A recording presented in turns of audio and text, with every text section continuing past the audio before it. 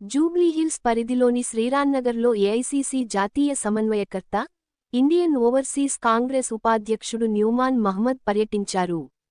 క్షేత్రస్థాయిలో ఉన్న సమస్యలు అడిగి తెలుసుకున్నారు. ప్రధానంగా విద్యుత్ హై టెన్షన్ వైర్లు కిందికి ఉండటం గుర్తించారు. దీనిపై స్థానికులు న్యూమాన్ మహ్మదు ఫిర్యాదు చేశారు. వెంటనే సీఎం దృష్టికి సమస్యను తీసుకెళ్లి హై టెన్షన్ వైర్లు తొలగించేలా చూస్తామన్నారు. ఇక్కడ వచ్చినటువంటి ప్రతి ఒక్కరికి నమస్కారం. Both electronic and print media వారికి. ఇక్కడ నేను లాస్ట్ వీక్ ఎప్పుడైతే ఇక్కడికి వచ్చానో గ్రేవ్ యార్డ్ ఇష్యూ గురించి మాట్లాడడానికి ప్రజలందరూ ఇక్కడ హై టెన్షన్ లైన్ ఇష్యూ కూడా ఉంది అని చెప్పేసి తీసుకొచ్చారు.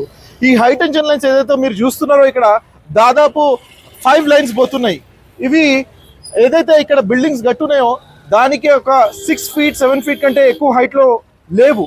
దానివల్ల ఎలక్ట్రిక్ షాక్స్ జరగడం వల్ల చాలా మంది ఇక్కడ చనిపోయారు. 10ల సంఖ్యలో జనాలు చనిపోయారు. దాంతోపాటు ఎలక్ట్రిక్ షాక్స్ జరుగుతున్నాయి. లోపల ఇంట్లో ఎలక్ట్రానిక్ సామాన్లకి వస్తువులకి జాగ్రత్త లేకుండా అవి షార్ట్ సర్క్యూట్ అవ్వడం జరుగుతుంది. ఇది ఒక ఉద్దేశం. ఇక్కడ మా కాంగ్రెస్ ప్రభుత్వం పాత ప్రభుత్వం ఉన్నప్పుడు మేము ఇక్కడ లైన్స్ ని తొలగించడం జరిగింది.